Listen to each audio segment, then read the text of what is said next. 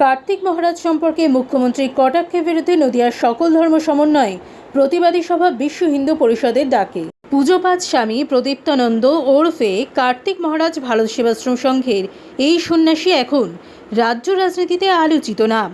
নির্বাচনী প্রচার থেকে তাকে কড়া ভাষায় আক্রমণ করেছেন মুখ্যমন্ত্রী মমতা বন্দ্যোপাধ্যায়। তার নাম নিয়ে সমালোচনা করেছেন।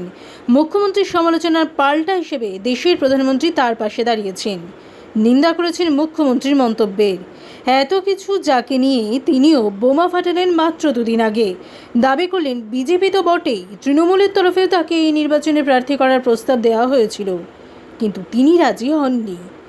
গোঘাটের জনসভা থেকে ভারত সেবাশ্রম সংঘের সাধু কার্তিক মহারাজের প্রবল সমালোচনা করেন মমতা বন্দ্যোপাধ্যায়।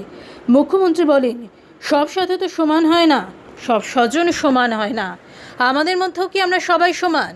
এই যে বহরমপুরে একজন মহারাজ রয়েছেন কার্তিক মহারাজ, ভারত সেবাশ্রম সংঘকে আমি খুব শ্রদ্ধা করতাম। আমার শ্রদ্ধার তালিকায় তারা দীর্ঘদিন ধরে রয়েছেন, কিন্তু যে লোকটা বলে তৃণমূল কংগ্রেসের এজেন্ট বসতে দেব না, সেই লোকটাকে আমি সাধু বলে মনে করি না, কারণ তিনি ডাইরেক্ট পলিটিক্স করে দেশটার সর্বনাশ করছেন। আমি আইডেন্টিফাই করেছি কে কে করছেন। আর এই নিয়ে একদিকে যেমন ধর্মীয় আবেগে আঘাত লেগেছে, তেমনি রাজনৈতিক পারদ চলেছে লোকসভা নির্বাচন চলাকালীন সময়ে। দেশজুড়ে প্রায় সমস্ত হিন্দু সনাতনী ধর্মের পক্ষ থেকে এর তীব্র নিন্দা জানানো হয়েছে।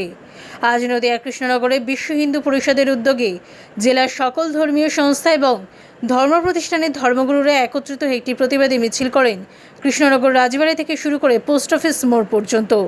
সংগঠনের সদস্য বঙ্গের সন্ত প্রমুখ জগদ্ধাত্রপ্রিয় দাস জানান, এটি রাজনৈতিক দলের কাছ থেকে এটা কখনোই কাম্য নয়। ভারত সেবাশ্রম, ইসকন এবং রামকৃষ্ণ মিশন সম্পর্কে হয়তো তার ধারণা নেই। বিভিন্ন সময়ের প্রাকৃতিক দুর্যোগ, মরণ, রোগ সহ বিভিন্ন সমাজ কল্যাণে, দাতব্য চিকিৎসায়, শিক্ষা, এমনকি জীবন জীবিকা বিষয়ে শোষিত নিপীড়িত দরিদ্র মানুষের সেবা করে থাকে এ ধরনের ধর্মীয় সংগঠনগুলি। তাই রাজনৈতিক সহজতা প্রবৃত্তিতে তিনি যে কথাগুলো বলেছেন তার নিছকই নিজেকে মূর্খ প্রমাণিত করা ছাড়া আর কিছুই নয়। অবিলম্বে সকলের কাছে ক্ষমা চাওয়া উচিত এই বিরূপ মন্তব্যের জন্য। না হলে সারা পশ্চিমবঙ্গ তো বটেই, সারা ভারতবর্ষের সমস্ত ধর্মীয় সংগঠন একত্রিত হয়ে এই বিষয়ে প্রতিবাদ জানাবে।